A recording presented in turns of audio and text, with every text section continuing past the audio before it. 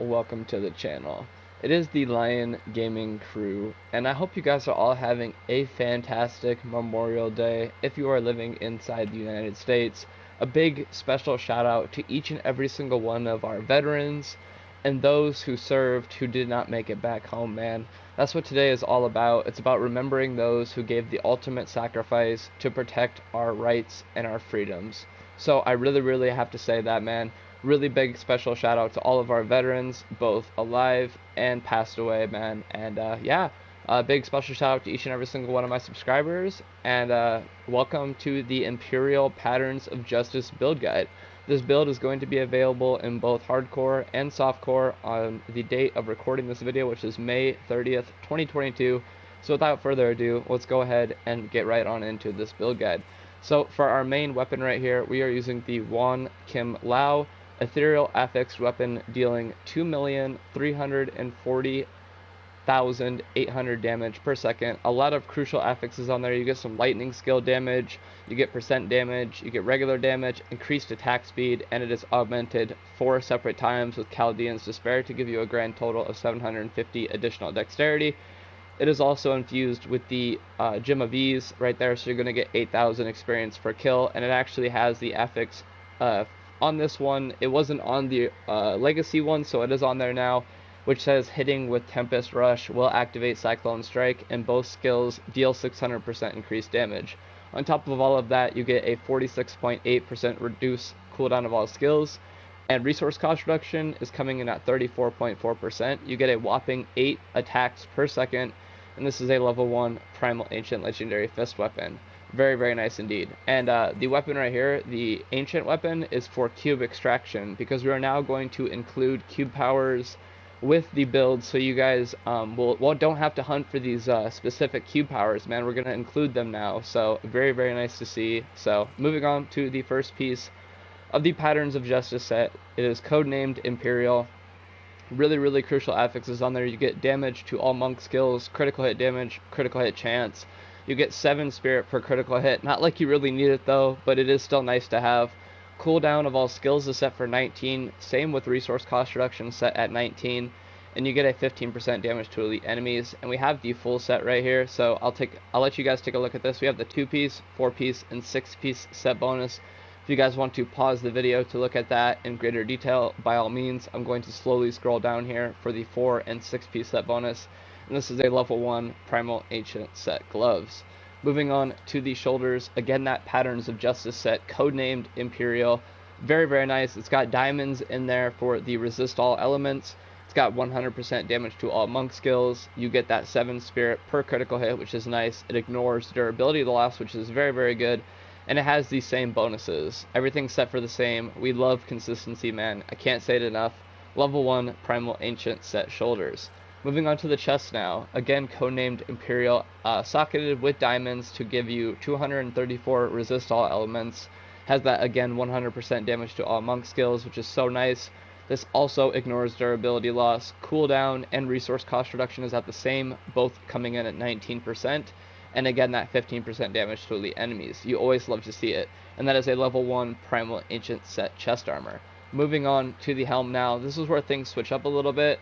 We put amethysts in there to give you a plus 61% life bonus, which is very nice, and is also infused with that red soul shard, so you're going to see a whopping 500% damage and a 60% critical hit chance just on this one piece of gear.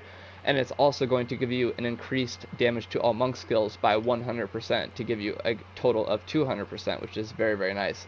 This also ignores durability loss. And just from the Red Soul Shard, you're getting 1,000 to all stats, you're getting movement speed increases after killing an elite pack, and picking up a health globe, and you're going to unleash a Ring of Fire that inflicts 20,000% weapon damage to enemies it passes through.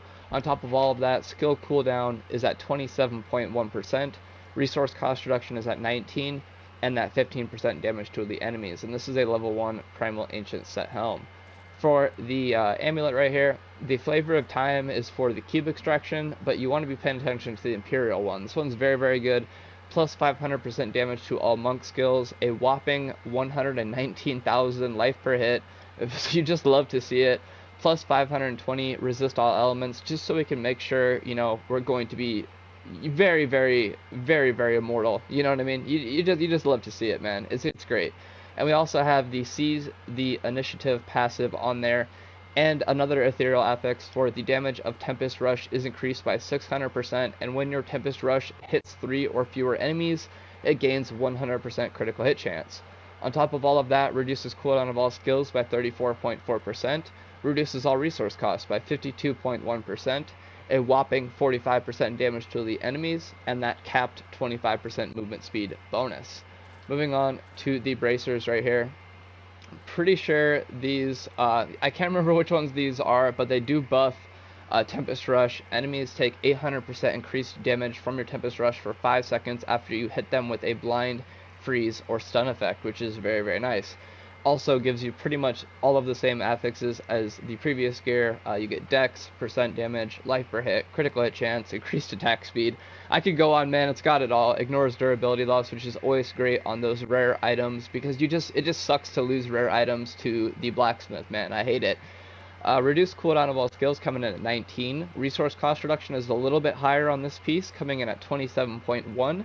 And again, that 15% damage to the enemies. Now, this is where we get to the fun part, man. I was able to greatly up the damage of offhand weapons up to 410,000, man. What a crazy number. If you guys have watched any of my previous build guides, you know that the offhand weapons have been a constant struggle for me to get them to show high damage numbers. So this 410,000 is just, it's awesome to see, man. I love it. And guess what? You don't even sacrifice anything. You still get the 100% damage to all monk skills. It still ignores durability loss, which is really, really great. And it has all of those other affixes, which is so, so nice. And this also increases the maximum stat count of Sweeping Wind by 10 and increases the damage by 800%, which is so nice. Reduces cooldown of all skills for this piece is set for 34.4, and resource cost reduction is at 19, and again that 30% damage to the enemies. You get 7.25 attacks per second, and this is a level 1 Primal Ancient Legendary Fist Weapon. For the first ring right here, we'll scroll down a little bit. This is the 1 billion physical skill damage. I know I saw it, I just had to make sure, because sometimes, you know, I make mistakes, but we're not perfect here, man. We're close, but we're not perfect. Alright, so you get a whopping 215,550 life per hit. A whopping 600% damage to all monk skills. You also get 3,000 dexterity, 1,800% damage. Ooh, baby. 390 resist all. It's amazing, man. It's amazing. And on top of all of that, you get everything else shown on screen here. Cooldown of all skills is set for 52.1%. Resource cost reduction coming in at 61.2%, which is so nice. And a 15% damage to the enemies. And a level 1 rare ring. It's just amazing, man. This is going to be the immortal ring right here, codenamed Imperial. Just amazing affixes, 1,200% damage, oh my goodness, craziness, 600% damage to all monk skills, insanity, gold health pickup radius increased by 70 yards, just wow, you know, and you get 160,000 life per second from the Molten Wildebeest Gizzard, which is the first gem socketed into this ring. And you also get the perk when receiving fatal damage. You are instead restored to 100% of maximum life and resources. That is very, very nice. That comes in handy, you know, that's why I put it on every single build. For the next piece of gear right here, this is going to be the Patterns of Justice, codenamed Imperial. Again, really, really good, hitting everything that you'd like to see on your down. Is set for 19%, which is the same as pretty much everything else. Resource cost reduction is up to 27.1%. And that's going to be how it is for the boots, pants, and belts, because we no longer have to put the percent critical hit damage, because we already hit the cap, which is 900%. So just kind of letting you guys know why critical hit critical hit damage. This is the last piece right here, because it just, once you hit 900%, you're golden, you know what I mean? You can't get any higher than that. So we tried to get the cooldown reduction, resource cost reduction to be 100%, because we love to see it, you know, 100%. It's like the best. Cooldown 19, resource cost reduction 19, and again that 15% damage to elite enemies, which is just so great. And this is a level 1 Primal Ancient Set Pants. For the belt right here, again that critical hit chance 10% to get to the night max, which I believe is 70%, but I think it actually goes past that. I still have to test it though. During testing it seems like it doesn't go past that number, but I'll show you when we get into the damage numbers, man. Cooldown of all skills is set for 19. Resource cost reduction 27.1, and that 15% damage to elite enemies. And this one also gives you a perk when Sweeping Wind gains 2 stacks every second. It does not deal damage to any enemies, which is super nice. So very, very good for the gear right there. Let's go ahead and get into the skills right here. A couple of these I'll call out as you can switch them out for anything. The X ability is going to be one of those. I have just been having fun running around with Epiphany with the rune Inner Fire for my X ability. This one is going to be a mandatory one. Of course, it's Tempest Rush for your R2 main damage dealing attack with the rune Electric Field. You know, it's one that you need to have on here. For the square ability, same deal here. In the focus skill tree, Cyclone Strike, you're definitely going to want to have on there with the rune Implosion. For your triangle ability, this is going to be another one of those mandatory skills for this build. It's going to be in the technique skill tree, Sweeping Wind with the rune Firestorm. For your circle ability, this one you can put anything you want, but I think Mystic Ally with the rune Water Ally is very good for that slot. And finally, for the mobility skill, again in that technique skill tree, you're going to want to pick up Dashing Strike with the rune Radiance. Passive number 1 is going to be Fleet-Footed. Passive number 2 is going to be Determination. Passive number 3 is going to get Beacon of Ytar, and passive number 4 is going to be Resolve. And you guys already have in, I believe it is, let me just pull up the amulet and scroll all the way back down so I can see again, so you guys can get it. It already has the Seize the Initiative passive built in there, so just make sure you check the bottom of the amulets, you know, so you can see what we got going on. Cube powers being Balance, Bindings of the Lesser Gods. Now you want to switch these out to the Nemesis Bracers if you guys aren't rocking a follower, because then shrines and pylons will spawn enemy champions, so you can get even faster leaderboard times. And this last one, the Flavor of Time, is just so when we do hit a pylon, we get the effect to last twice as long. Quickly touching on Paragon, everything into Vitality. For this one, you really don't need anything, so in any order you see fit on these ones right here. For this one, you don't really need anything life, I would say. And for utility, just, you know, life per hit, gold health pickup radius to get it to 80 yards. Quickly looking at the damage numbers, the damage isn't too high, but trust me guys, this is a really killer build. It's coming in at 1,885,960,142,848. Oh my gosh, those numbers are so hard to read sometimes. For the dexterity, it's coming at 65,217 with no Paragon distribution, absolutely naked build. Armor coming in at 89,000, you love to see it, man. Bonus damage to elites, 320%, ooh wee baby. 5 attacks per second, 6% increased attack speed. Critical hit chance capped at 75%. Critical hit damage, same story here, capped at 900%. Cooldown reduction, man, we're inching ever so closer to that 100%. It is 99.12%. Physical damage increase 1 billion from the 1 billion physical skill damage ring. Fire damage increase 10% is really nice. 35% from lightning damage increase from the Wam Kim Lao weapon. 10% cold damage increase. 10% holy damage increase. And now we get into the fun part. Damage reduction coming in at 96.24%. Resistances, I believe this is the cap, 91.17% for all of them. The number is just so high, I can't get it to go like any higher than that, no matter how much resist all I have. So I think 91.17 is the cap. Maximum life, 829,000. Love to see it. Total life bonus, 61% from the Amethyst socketed into the helm. The life per second, 160,000 from the Molten Wildebeest Gizzard socketed into the ring.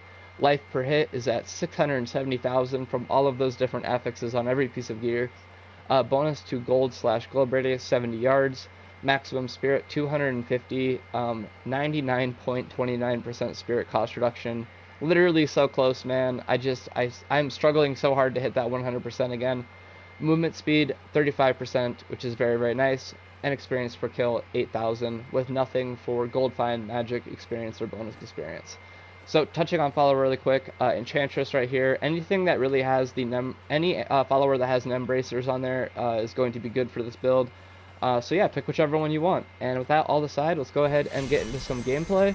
It's really fun build. This offers a very unique playstyle, which is just so different from all of the other monk builds that I usually play.